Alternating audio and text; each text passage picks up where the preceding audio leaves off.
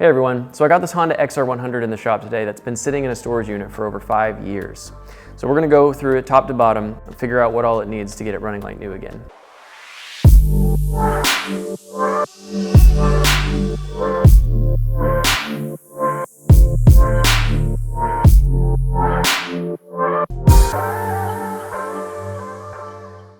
Okay, so the first thing I'm going to do is pressure wash this thing because it was really dirty and I just like working with a somewhat clean start. Then I got to clean up this gas tank a little bit. I take off this Petcock, it's just super nasty. I probably have to replace that because they're not rebuildable. And then I'll pressure wash the tank out and give it a little blow dry just to get the majority of the water out. And I also like to just blow dry the bike a little bit too, just to get the water off of important stuff like the chain and around the spark plug and just certain areas that could rust. I don't like water to hang out.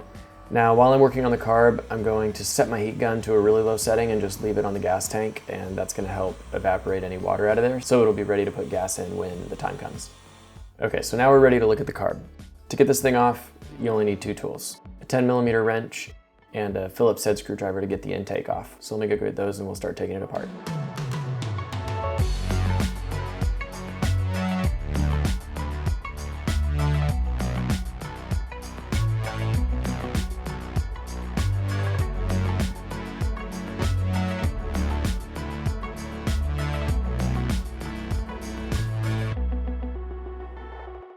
Now, if you've got the stock airbox like this one has, I find it's easiest to actually unbolt the airbox so you can move the whole unit back. It's only held in by 3 little 10mm bolts, so it's easy enough to get loose.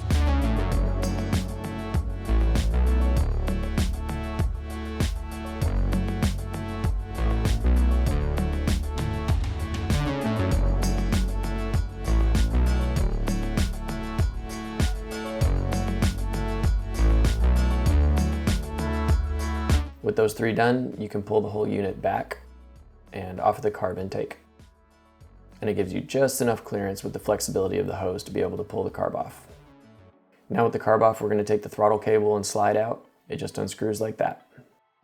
Now this one looks pretty clean, but sometimes the slide can be sticky with gas residue and the needle can get sticky or even corroded if there's been water in the float bowl. Now just to be thorough, you want to take all of this apart. The way I get the throttle cable off is by pulling the spring up like this, and then you push down with the cable far enough for it to stick out the bottom of the slide, and then run it through that slot in the side of the slide, and it'll come out the top and you're free. Now there's a little retainer for the needle, but it just pushes out. I'll show you that in a second at the table. Oh, but one more thing.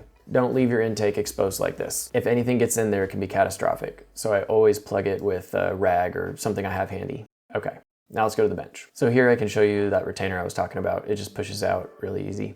And then the needle comes out, and on these, they're adjustable. They have clip positions, and I'm just gonna leave it in the middle clip because that I think is stock, and that's where it was. So we'll just assume that's a good setting for now. Okay, so we'll set all that aside, and now we can take the float bowl off. I like to use my impact drill for taking the float bowl screws off because, believe it or not, it actually works better for not stripping them than just trying to use pressure and turning. These ones actually weren't that bad, but even when they are, the impact works really well. I'm gonna have to replace that fuel line anyway, so we'll just get that off. Okay, so sometimes these can be stuck on, and if you just take something like the handles of your wrench, you can just tap the side of the bowl there and it'll usually knock it loose. Okay, here we go. So not the best, not the worst. That's pretty nasty down at the bottom of that float bowl. And it looks like the main jet definitely soaked in some gross water contaminated gas for a while. Okay, so we'll take this baffle off real quick. So the car parts we're gonna remove here are the float and the needle, which are retained by the float pin here. And then you've got the pilot jet, main jet, emulsion tube, and air fuel screw. It doesn't really matter which one you start with, but I'm gonna start with the air fuel screw, pull that out. And when you get this out, you have to make sure that you don't lose the spring. And then behind the spring, at the very bottom, is gonna be a little washer and a little O-ring. The washer you can usually reuse if you don't lose it, but the O-ring almost always needs to be replaced. Getting these out can be a little bit tough sometimes. So I usually use these pipe cleaners, and I get one that's kind of in the middle. It's not too thin and it has some strength to it, and bend the end of it to a 90°. And with that, I can fish down in the recess for the washer and the O-ring. So here we got the washer out first. And like I said, you can reuse that, so keep it handy. And then here's the O-ring. And these will usually flatten out, and if it's been long enough, they'll be cracked and just a mess. So you really don't want air fuel screws to leak any air, so you got to replace those. I'll show you a good source for the replacement O-rings when I'm reassembling it. Okay, so we're gonna start taking the jets out, and the main key here is to use a properly sized flathead and lots of downward pressure so you don't strip the brass.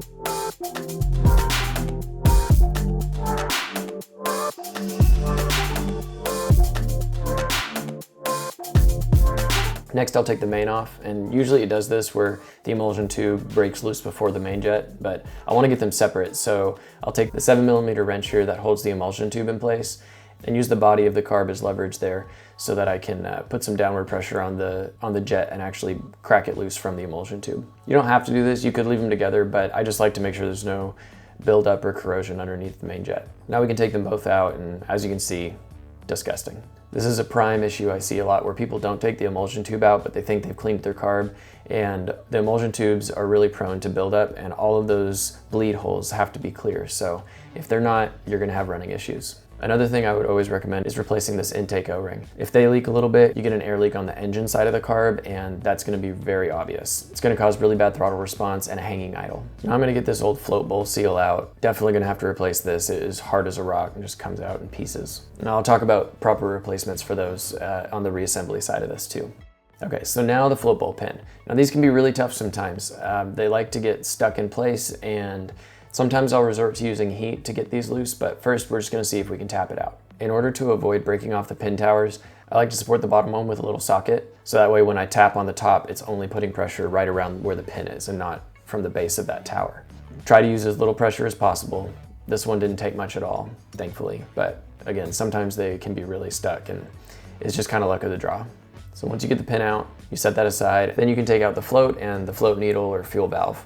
The floats on these plastic floats don't tend to leak, but you never know, so it's good to check by just shaking it, and if you hear any liquid inside, you know they're bad. Brass floats are really bad about that, but these ones seem good, so set those aside. In general, it's good to just replace these float valve needles, but I'm gonna see if I can restore this one. So we'll set that aside for now and see if I can get it cleaned up in a little bit. Okay, so I'm gonna take the choke lever off, but you don't really have to do this. I just wanted to be thorough and get everything off. So I'm gonna take that off. Don't forget there is a washer underneath that, and you have to put that back or there won't be enough resistance to make this choke actuate properly. Okay, next up, I'm just gonna pull the idle screw out, and note that there is a spring with the idle screw as well. The way that idle screw works is really simple on these. It just directly impacts the slide by moving it up and down as you tighten and loosen it. So tightening raises the idle, loosening lowers it. Okay, so there's a little retainer in the body of the carb still, and you can leave it in there, but it's easy for it to just slide out while you're cleaning the parts, and if you lose that, you're in trouble. So I like to get it out now and make sure I know where it is. So the way I do that is just by taking a drill bit of pretty much the same size or slightly smaller than the actual little needle retainer and set it on top and just tap it out through. It goes out the same way that the emulsion tube comes out, through the bottom of the carb. And the way that you know it's positioned in the right direction is that the tapered side, you want that to face the needle, just like that. Okay, so now that we got that out, it's time to go clean. So I'm just gonna go through some of the key points of cleaning up the carb parts here. I'll use my flathead to get a lot of the really thick gunk out and then spray it down, and that'll get it pretty clean. It's so nasty. Oh, and I almost forgot, you definitely want to get this drain bolt out. There's an O-ring that's probably going bad, and they also tend to corrode, like this one definitely has. Nasty. Okay, we'll get that clean in a little bit. Back to the float bowl here. Another trick I'll use is I'll take a rag and put it down first and then use my flathead to kind of get around into the deep recesses without scratching anything too bad. Now with the float here, you don't want to mess with that tang that the float valve hangs on unless your measurement's out, but that's what controls the float height, and it's best to just leave it alone unless you have reason to mess with it. Now the way that I get that drain bolt clean is I take a razor blade and just scratch it a lot to get the majority off of it and then clean it, and maybe even hit it with a little sandpaper just to kind of smooth it out. Okay, now we're gonna mess with the emulsion tube. Again, it's mostly just carb cleaner, a little bit of air, and then depending on how clean all of the bleed holes are, I might actually ream them out with a little one of those pipe cleaners, but this one seems pretty good. So now looking at the pilot jet here, you can see this one isn't fully clogged, but it does look a little bit iffy. So I tried using my pipe cleaners, but none of them went small enough for the pilot jets. So I took here a piece of a throttle cable and cut it, and each one of the individual pieces, it can usually fit through even the smallest pilot jets. So once you get it through like that, you just run it back and forth a couple times and then shoot some carb cleaner through it and rinse and repeat that process until you're happy with the result. You also want to make sure you get these bleed screws on the side. As you can see, these ones look all clean, and now the hole is just a little bit brighter, which is what I was going for. You also want to make sure it just has a round look to it. Okay, same process for the main jet, but main jets usually don't get clogged as bad because they're so much bigger, but still, I just don't want any debris or anything hindering the size. So ream that out a little bit, clean it up. Okay, now onto this float valve. Now the float valves, again, it's probably just best to replace them, but I just want to see if I can restore this one. And so I'm going to take the retainer off, hit it with a little carb cleaner. If they're rubber tipped like these ones are, you don't want to soak them in carb cleaner because they will swell that rubber tip and ruin it. Now, the main thing that kills a float valve is on the end here, that little nub is supposed to be able to spring in and out, and that's what gives some cushion to the float valve so that it can keep just a little bit of pressure against the seat and work properly. So if that's stuck and you can't unstick it, then you have to replace your float valve. But what I'll do is take a little bit of carb cleaner, just dab it on the tip there, and then push the nub in. And as you can see, it got stuck in. But if you just play with it a little bit and nudge it with an X-Acto blade like this, and keep using a little bit of carb cleaner and playing with it, oftentimes you can get that sticky gas residue out of there and restore it to its original springiness. Okay, I'll set that aside, and it's time to clean the actual body of the carb. The main points you want to hit, and this goes for pretty much all carbs, is the air fuel screw hole right there. You should be able to blow in one side and see it come out the other side, just like this. So you know that's good. Then there's also another hole right in front of the emulsion tube there. It's a very small hole, you can just barely see. That's for your pilot jet. You want to shoot through that too, just like that. And then it's just a matter of hitting all the holes. That's my fuel inlet, and then there's two air bleed holes here on the intake bell. You want to make sure that both of those are free. You want to make sure the slide hole on top is really clean, because that can get sticky and that'll make your slide stick, and then your throttle sticks and it feels horrible. Now if you see here, my choke is actually sticking, so I'm going to shoot a little bit into the pivots on each side of the choke and then a little bit of air, and that'll free that up. Yeah. Now you don't have to worry about the look of the carb not being polished or shiny. It's perfectly functional like this. That's just what ethanol gas does. It attracts water, and then that water corrodes the soft alloy of these carbs.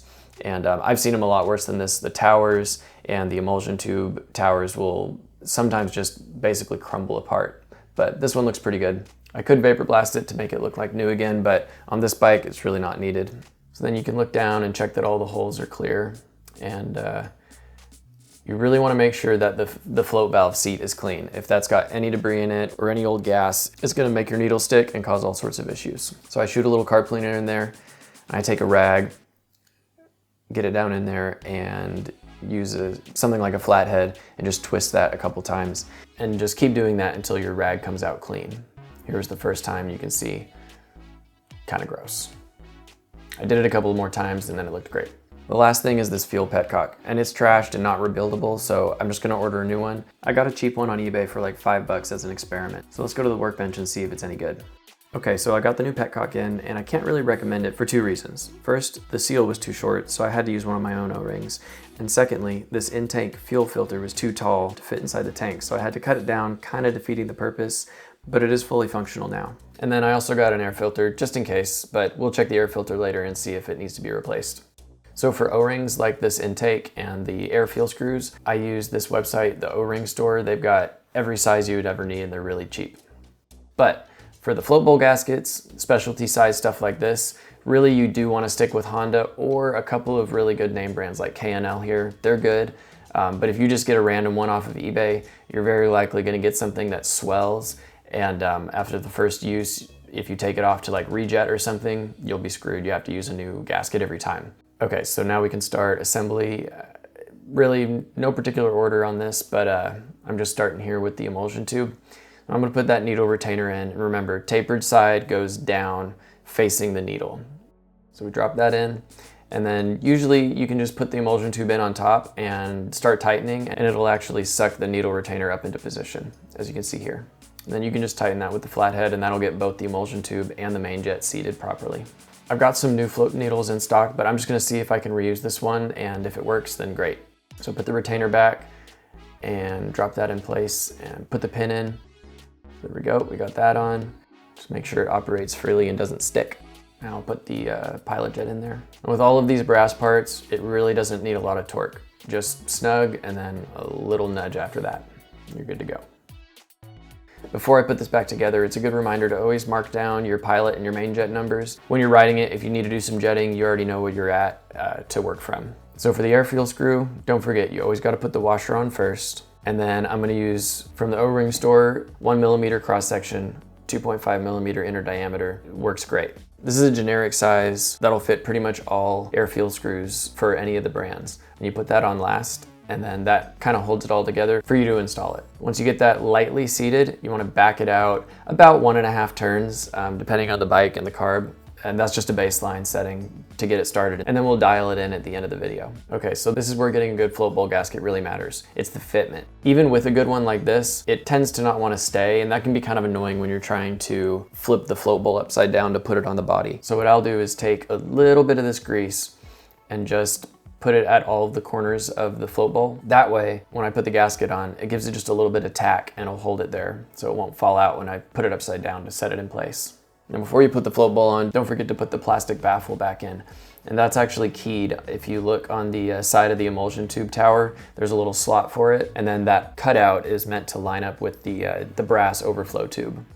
Now you can set it all back together.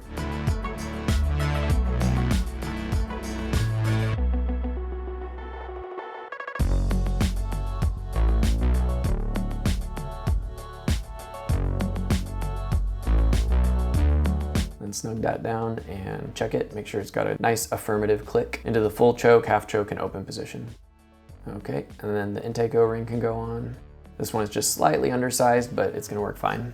Now this is the idle screw, and I was gonna replace this O-ring because you don't want it to leak, but when I took it off, I noticed that it's actually not an O-ring, it's more of a gasket, and it's got a taller OD than even the O-rings that I have, so I'm just gonna reuse it. When you're reinstalling it, you can usually feel the O-ring start to contact the edges before it seats, and that's a good indication that it's gonna work. And I'll show you how to preset the idle screw once we get it on the bike. Okay, let's go put the slide back on the carb top and get it all back together. First thing you wanna do is put the needle back in the slide and get that retaining clip in. It can be a little bit tough, but it's just a matter of dropping the clip down in there, and then I use a pair of needle nose pliers to get it in position and just put a little bit downward pressure and it'll snap into place. You just wanna make sure that it's located so that you have room to put the throttle cable through its slot still. Now, honestly, reassembling is a little bit easier than disassembly. You can just pull that spring up, and once you get the throttle cable through its slot like that, you can just let go of the spring and grab the whole unit, push it down, and that'll give you plenty of room to get the throttle cable into place. And you can see how it operates here. Okay, so putting the slide back into the carb is directional. One side is the idle control, and the other side is a locating dowel. And if you look down in the carb body, you can kind of see the locator and the idle adjustment screw. So make sure you've got that lined up, and with just a little wiggle, it should drop right in. Same for threading here. You don't want any resistance. It's good to go backwards a little bit to feel its seat, and then it should just thread on really easily all the way till it's seated. You don't want to cross thread that. And you can check your throttle before you put the carb on, and it should be really snappy. It shouldn't be any hesitation or stickiness. Okay, I'm gonna unplug my intake and seat the carb.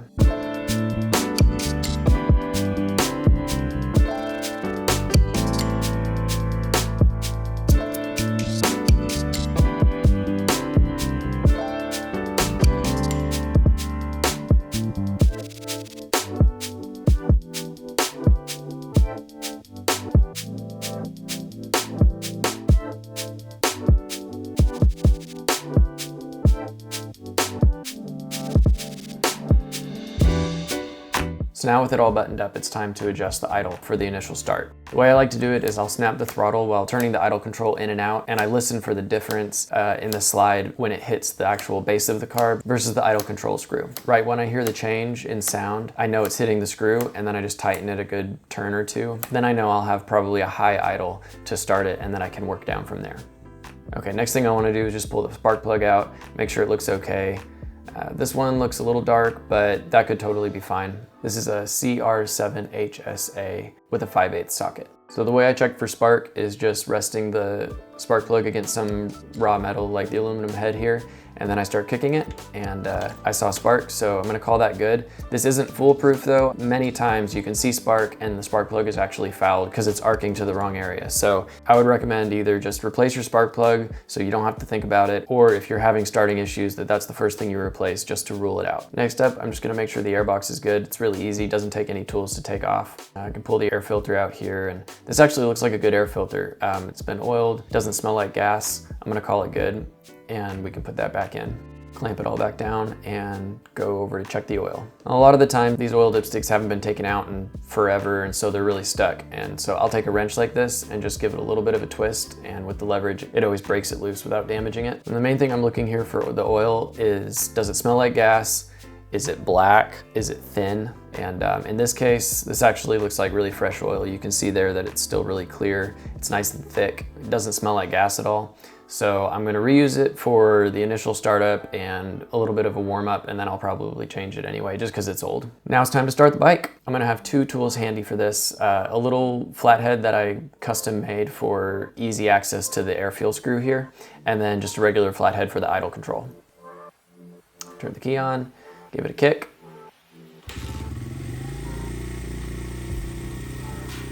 Love to hear it. But see how the idle is too high. That's what I was shooting for. So now I'm gonna lower the idle down.